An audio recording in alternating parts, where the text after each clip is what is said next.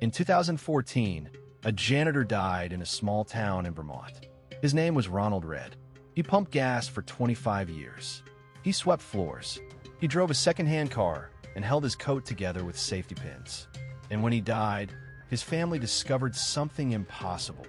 Ronald Reed was worth $8 million. No lottery, no inheritance, no secret business. Just a janitor who quietly followed a handful of rules that most people have never been taught. Here's the uncomfortable truth. The difference between the wealthy and everyone else usually isn't income. Plenty of doctors and lawyers are broke. Plenty of truck drivers and teachers retire with millions. The difference is a set of rules. Rules the rich follow with almost religious discipline, and rules that nobody teaches you in school. Today, I'm going to walk you through the 7 money rules the rich never break. Number 5 is the one that destroys most lottery winners. And by the end of this video, you'll understand money better than 90% of the people around you. Let's get into it. Most people manage money in this order. They get paid, they pay the bills, they spend on whatever the month throws at them, and they save whatever is left over. And here's the problem. There is never anything left over. Not because people are weak, because human nature doesn't work that way. Spending expands to fill the space you give it. Scientists call it lifestyle inflation. You get a raise, and 6 months later you're just as broke as before, only with a nicer phone. The rich flip the order completely. The moment money comes in, a fixed percentage disappears, automatically, into investments and savings. Before the rent, before the groceries, before anything. They pay themselves first, and then they live on what remains. Think about what that really means. When you pay your electric bill, you're paying the power company. When you pay rent, you're paying your landlord. Everyone gets a piece of your work, except the person who actually did the work. Paying yourself first means treating your future as a bill that must be paid. Not a wish, a bill. And the trick that makes it work is automation. The transfer happens the same day your paycheck lands, before you ever see the money. You can't spend what never touches your hands. Ronald Reed, our $8 million janitor, did exactly this for 50 years. He never earned much. He just made sure that he was always first in line for his own money. Start with 10%. If that feels impossible, start with 5%. The percentage matters less than the rule itself. The first slice is always yours. Here is the rule that separates the rich from the people who merely look rich. Everything you buy with money falls into one of 2 categories. Assets put money into your pocket. A rental property, a stock that pays dividends, a small business, anything that works for you while you sleep. Liabilities take money out of your pocket. Car payments, subscriptions, gadgets, and all the toys we buy to feel successful. Simple, right? But here's where almost everyone gets fooled. The most dangerous purchases are liabilities disguised as assets. A brand new car is the classic trap. People call it an investment. It loses around 20% of its value the moment you drive it off the lot, and as much as half within 5 years, while charging you insurance, fuel, and repairs the entire time. That's not an asset. That's a hole in your pocket with leather seats. The wealthy ask one question before any major purchase. Does this feed me? Or does it eat me? If it feeds them, it generates income, it grows in value, it increases what they can earn, they buy it sometimes aggressively. If it eats them, they either skip it, or they buy it small and used and boring. And this is why the genuinely rich are often invisible. The millionaire next door drives a 10-year-old Toyota. Meanwhile, the guy with the least BMW and the financed watch is one missed paycheck away from disaster. One of them collects assets, the other collects payments. The rule is brutal but simple. Buy assets first, and let the assets buy your toys later. Ask most people about debt, and you'll get one of 2 answers. Debt is normal, everyone has it, or all debt is evil. The rich believe neither. For them, debt is exactly one thing, a tool. And like any tool, it builds or it destroys depending on how you hold it. Bad debt is borrowing to consume. Credit cards for vacations. Financing a phone. A loan for a wedding. You're paying interest, often 20-25% a year, for things that are worth nothing the moment you buy them. That kind of interest works against you every single day, including weekends and holidays. It is quite literally paying a fee to stay poor.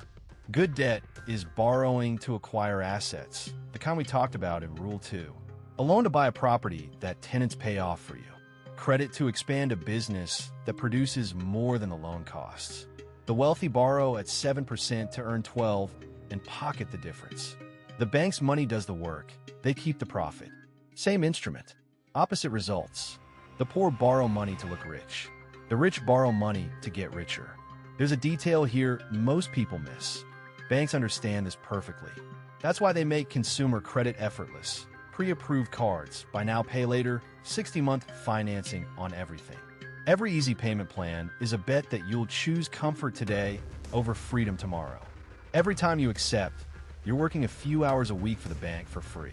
So before borrowing a single dollar, the rich ask, will this loan pay for itself?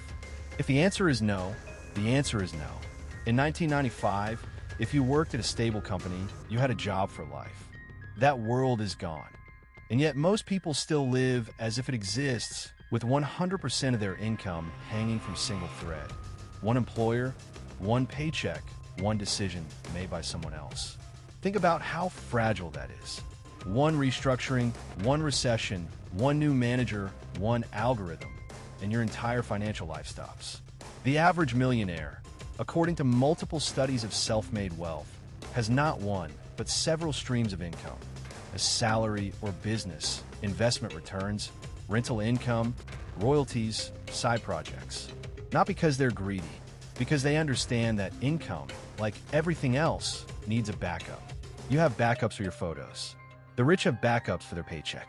And if this sounds theoretical, ask anyone who lived through 2008, when millions of jobs evaporated in months. Or 2020, when entire industries, restaurants, travel, events, simply froze overnight. The people who suffered most weren't the ones who earned the least. They were the ones whose entire income came from a single source that disappeared. Meanwhile, people with even one modest-sized income had something priceless: time.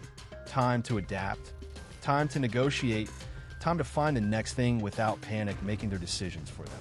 Now, nobody builds 7 income streams overnight, and trying to do everything at once is a guaranteed way to do nothing well.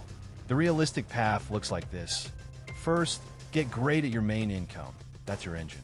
Second, invest a slice of it automatically, so capital starts earning alongside you. That's stream number 2, and it requires 0 extra hours.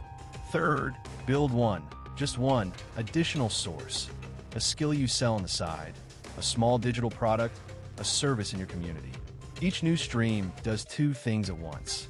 It adds money, and it subtracts fear. And people who aren't afraid make better decisions. They negotiate harder, they take smarter risks, they say no to bad deals. That's the hidden compound interest of multiple incomes: courage. This is the rule that destroys most lottery winners, and the one I promised you at the start. Study after study finds this same brutal pattern. People who receive a sudden financial windfall, lottery, inheritance, big settlement, very often burn through all of it within a few years. Athletes earning tens of millions go bankrupt at alarming rates. Mike Tyson earned over $300 million during his boxing career. Mansions, exotic cars, even pet tigers. In 2003, he filed for bankruptcy. Hundreds of millions earned, and he ended up owing money. He's not an exception. He's the rule. How is that possible? Because they got money without ever learning the rule the rich consider sacred. Before you try to win, make absolutely sure you can't lose everything. Warren Buffett, one of the greatest investors in history, summarized his entire philosophy in 2 lines. Rule number 1, never lose money. Rule number 2, never forget rule number 1. That sounds like a joke until you understand the math behind it. If you lose 50% of your money, you don't need 50% to recover. You need 100%, a double, just to get back to where you started. Losses always weigh more than gains. Always. So the rich build floors under themselves before they build ladders.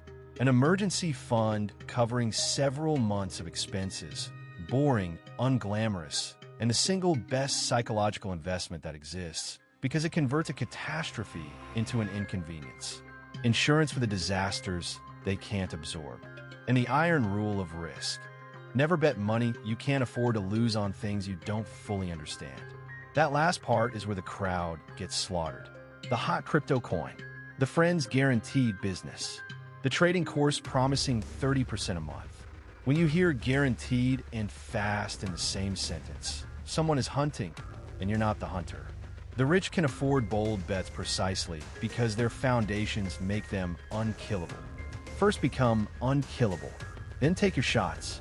Albert Einstein supposedly called compound interest the eighth wonder of the world. Whether he actually said it or not, the math deserves the title, because compounding is how ordinary people become wealthy without doing anything heroic. Here's how it works. When your money earns returns, and those returns start earning their own returns, growth stops being a straight line and becomes a curve. Slow at first, almost insultingly slow, and then suddenly vertical. Let me prove how badly our brains underestimate this. Quick question, would you rather have $1 million today or a single penny that doubles every day for 31 days? Most people grab the million and lose spectacularly. That doubling penny by day 31 becomes more than $10 million.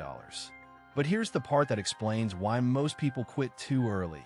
On day 20, 2/3 of the way through, that penny is still worth barely $5,000. 99% of the growth happens in the final stretch. People abandon their investments in year 5 for exactly the same reason. They're standing on day 20, looking at small numbers, with no idea the explosion is just ahead. Let me make it concrete.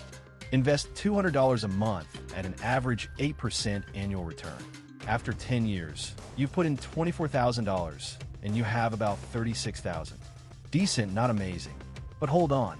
After 30 years, you've contributed $72,000 and you're sitting on roughly $300,000. The last decade alone generates more than the first two combined. That's the curve. The money starts working harder than you do. This is exactly how a janitor dies with $8 million. Not through genius, but through 5 decades of letting the curve do its job. And this is why the real cost of waiting is invisible but enormous. Every year you delay doesn't cost you 1 year of growth at the start of the curve.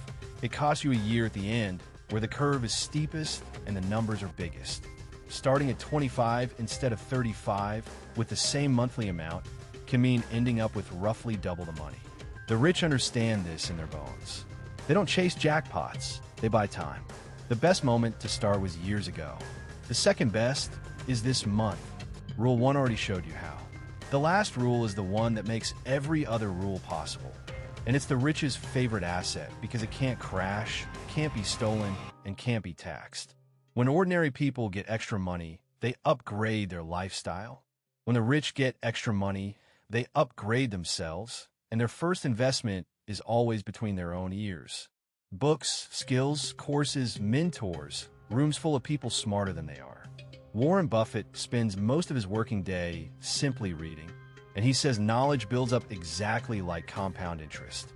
Look at it coldly.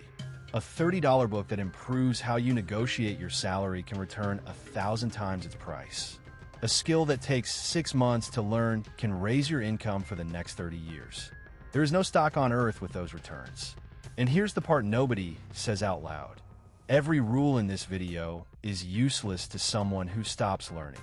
Markets change. Industries die. The income stream that feeds you today may not exist in 10 years. The only durable advantage is the speed at which you can learn the next thing. So the 7th rule closes the circle. The most valuable asset you'll ever own is the person watching this video. 7 rules. Pay yourself first. Buy real assets, not costumes of wealth. Make debt your employee, never your boss. Never hang your life from a single income. Protect the downside before chasing the upside. Let time compound for you. And keep upgrading the asset between your ears. None of this requires luck, a rich family, or a 6-figure salary. A janitor from Vermont proved that. What it requires is starting small, boring, and today. If this video gave you even one rule you didn't know, subscribe, because next week, we're exposing exactly how banks legally take your money and how to